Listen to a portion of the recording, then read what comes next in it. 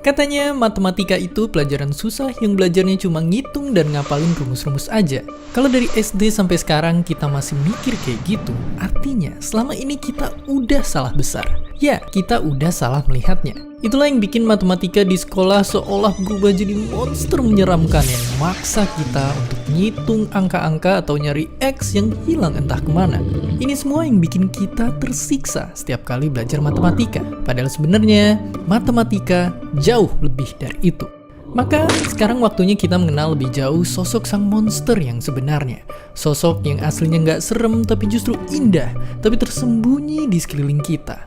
Karena dengan mengenal bidang pelajaran ini, artinya kita mengenal bahasa untuk mempelajari alam semesta dan isinya, menelusuri jejak-jejak rahasia dunia yang tersebar di mana-mana. Dan itu semua hanya akan terjadi jika kita menganggapnya lebih dari hitung-hitungan dan rumus mata. Bersiaplah memecahkan misteri dunia lewat matematika.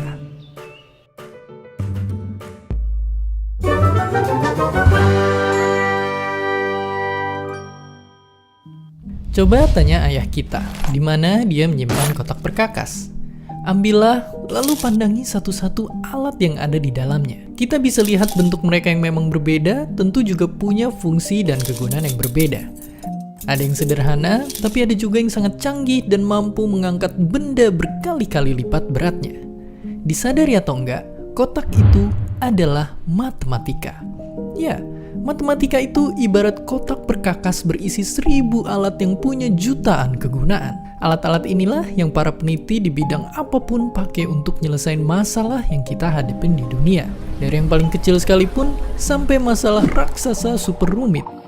Kalau belum kebayang, coba ambil kunci yang satu ini. Ia bisa ngebuka baut di bagian sepedamu yang rusak, di truk, atau bahkan mengencangkan baut yang sama untuk bikin bagian-bagian rumah jadi kokoh. Kalau dalam matematika, ambil contoh angka ini. Angka atau istilahnya konstanta matematika yang terkenal banget. Inilah pi, perbandingan antara keliling sebuah lingkaran dengan diameternya. Gara-gara pi ini, kita bisa tahu berapa luas pizza atau bahkan berapa besarnya dunia sekalipun. Karena percaya atau enggak, seberapa besar lingkarannya, angkanya bakal tetap sama. Dan itu bikin kita bisa bikin dan mengukur lingkaran-lingkaran lainnya dalam hidup kita dengan pakai angka ini dalam penghitungannya. Begitulah matematika secara sederhana. Ia adalah bahasa universal yang maknanya bisa dipahami dan disepakati oleh semua orang di dunia. Bahasa canggih yang disusun oleh logika, sehingga menjadikannya sebagai alat yang bisa kita gunain untuk mecahin hampir seluruh masalah yang kita punya dari dulu, sekarang, bahkan di masa depan. Tapi nggak semudah itu untuk menemukannya. Manusia butuh puluhan ribu tahun untuk bisa ngerti soal matematika. Semua dimulai ketika angka dan konsep soal berhitung belum ada di kepala manusia. Lalu, mereka mengamati fenomena di sekeliling mereka, menyadari ada kejadian yang berulang, lalu mencatatnya garis demi garis menjadi pijakan awal untuk aritmatika, ilmu tentang bilangan. Sampai akhirnya, bangsa Sumeria mengganti garis menjadi simbol-simbol angka. Mereka menerapkan sistem angka basis 60 yang mereka gunakan untuk menghitung waktu, berdagang, membangun peradaban Mesopotamia, dan mengembangkan awal mula cabang ilmu matematika lainnya, geometri. Aritmatika dan teori tentang angka kian berkembang. Di era ini, para filsuf Yunani mengembangkan logika, cara berpikir untuk mencapai kesepakatan tentang kebenaran. Lalu, Plato mengamati semua unsur yang ada di bumi dan menafsirkannya ke dalam bentuk-bentuk 3 dimensi. Pemikiran itu sampai kepada Euclid dari Alexandria yang kemudian mendalaminya, lalu mencatatnya dalam 13 buku tentang geometri, kumpulan buku yang masih relevan hingga saat ini. Sampai akhirnya manusia naik level dalam berhitung. Bangsa Romawi menciptakan sistem penomoran lewat alfabet. Permasalahan lalu timbul. Angka yang mereka punya ternyata memiliki keterbatasan. Mereka kesusahan menghitung angka-angka super besar. Bagaimana cara mengatasinya? Penemuan angka nol lah yang mengubah segalanya. Benda bulat ini punya peran maha penting yang bikin kemajuan matematika melesat. Manusia akhirnya bisa menghitung jauh lebih besar dan kompleks.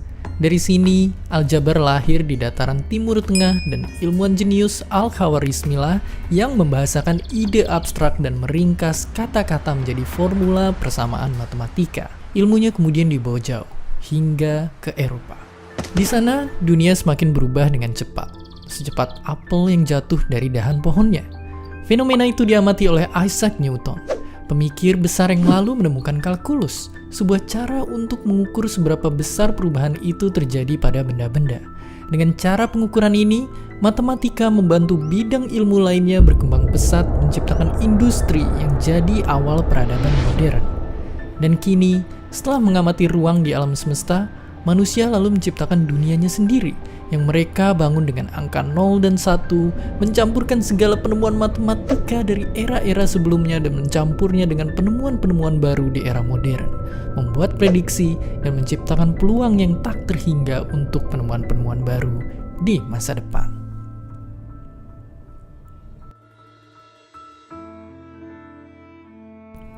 Jatuh cinta pada matematika itu bukan tidak mungkin. Ibu Vivi Alatas contohnya. Beliau adalah ilmuwan matematika yang dari awal terpesona pada angka dan logika.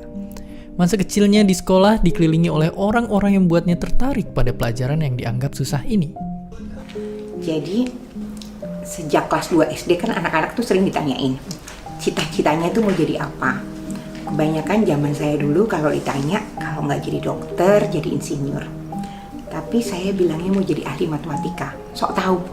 Padahal mungkin nggak tahu ahli matematika itu apa. Cuman dari kecil saya sudah sangat tertarik dan senang pelajaran matematika.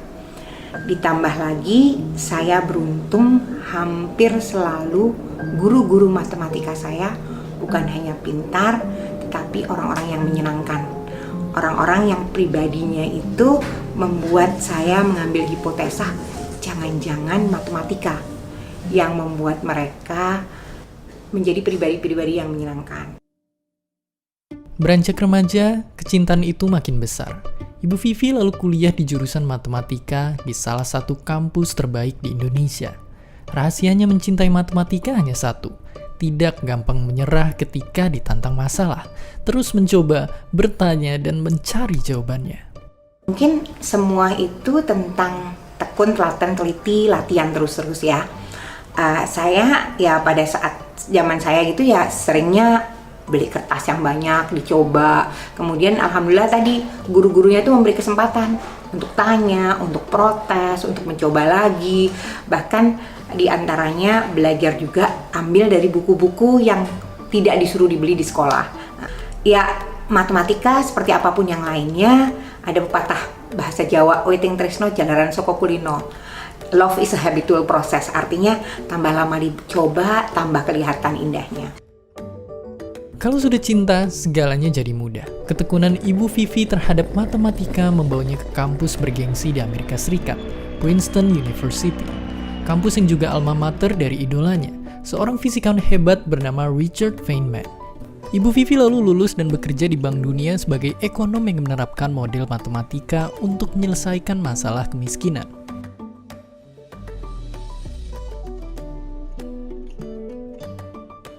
Jadi saintis di zaman ini di mana aja nggak susah, karena sekolahnya ada di mana aja. Artinya banyak sekali hal-hal asalkan niatnya kuat. Nah, yang tadi terus istiqomah, tekun, telaten, teliti. Kita mau belajar apa aja ya. Dari mulai kayak Khan Academy, Coursera, YouTube, Google, mau belajar apa aja ada. Yang penting terus mau dan percaya bahwa mampu. Kalau saya pikir semua orang bisa pintar, semua orang bisa menyukai matematika dan bisa matematika. Mungkin yang harus ditekankan adalah dasar-dasarnya punya, sehingga nggak keburu nggak suka duluan. Kalaupun nggak suka duluan, banyak cerita orang-orang yang terus mencoba melihat, akhirnya bisa melihat keindahannya. Kenapa belajar sains, belajar matematika penting saat ini? Dunia berubah. Sekarang ini era yang disebut dengan 4.0, digital teknologi dan sebagainya. Artinya yang harus kita lakukan, saya selalu bilang, revolusi mental yang paling penting adalah menjadi pembelajar sepanjang hayat. Nah, untuk menjadi pembelajar sepanjang hayat, kita lihat ke depan bahwa kebutuhan akan sains, teknologi, math itu sangat-sangat penting kalau Indonesia mau tidak ketinggalan. Bagi Bu Vivi, karir sebagai seorang matematikawan sangat terbuka lebar. Ketakutan bahwa belajar matematika susah bekerja itu pandangan usang. Karena nyatanya di dunia yang penuh dengan data dan statistik, belajar matematika adalah investasi penting untuk masa depan. Bukan cuma Indonesia, dunia butuh lebih banyak mathematician, dunia butuh lebih banyak orang yang terus mungkin juga bukan cuman mathematician per se, yang renaissance men, women yang mau mencoba merangkum, melihat semuanya. Bukan berlebihan kalau matematika disebut sebagai bahasa universal atau kode tentang alam semesta. Richard Feynman pun bilang, mustahil untuk memahami dan menjelaskan keindahan dunia ini tanpa memahami matematika. Begitu pentingnya matematika. Mungkin artinya kitalah yang mesti mulai ngubah cara pandang terhadap matematika. Pertama, dimulai dengan nggak nganggep lagi matematika cuma sekedar ngitung-ngitung dan ngafal rumus aja. Kedua, kita mesti tahu kalau matematika itu bahasa yang punya aturan-aturan jelas, maka biar paham cara pakainya, kita mesti kuasai dulu konsep-konsep dasarnya. Baru dengan gitu, senjata kita akan lengkap dan siap menaklukkan masalah sebesar apapun nantinya. Karena kedepannya senjata matematika itu emang semakin banyak dibutuhin. Banyak yang nganggep kalau belajar matematika itu nggak ada gunanya. Itu mungkin aja benar kalau kita belajar bidang yang itu-itu aja. Tapi mungkin yang penting bukan mau kerja jadi apa kalau belajar matematika, tapi pekerjaan apa yang butuh kemampuan matematika nantinya. Biar gampang, bayangin ini kayak nyiapin bekal untuk pergi ke hutan yang gelap. Kita nggak tahu makhluk seperti apa yang kita hadapin di depan, makanya mesti nyiapin bekal yang cukup untuk siap ngadepin apapun. Dan percayalah, matematika bakal jadi bahan baku yang bakal dibutuhin untuk bikin senjata apapun nantinya. Sama kayak analogi di awal, jadi ahli matematika itu jadi orang yang bikin alatnya. Alat yang bakal dipakai oleh kita, manusia, untuk nyelesain masalah dan ngerti tentang dunia. Sekarang, lihat keluar jendela. Bayangin gini, kalau seandainya aja matematika nggak pernah kita temukan, semua itu roboh begitu aja. Ya, karena semua itu dibangun oleh matematika. Tanpanya, ilmu-ilmu yang ada kayak fisika, kimia, biologi, bahkan sejarah mungkin gak akan pernah berkembang semaju sekarang. Pada akhirnya, ketakutan yang masih ada sampai awal video tadi, semoga bisa hilang. Sekarang kita tahu kalau matematika itu ada di mana-mana. Matematikalah yang bikin manusia bisa mencatat, menghitung, dan mengukur hal apapun. Karena kita tidak akan pernah memahami sesuatu apabila tidak mengukurnya. Dan inilah kenapa ada satu bidang ilmu yang begitu erat dengan matematika, sebuah bidang ilmu yang ibaratnya jadi detektif yang menyelidiki segala sesuatu yang ada di dunia. Fisika.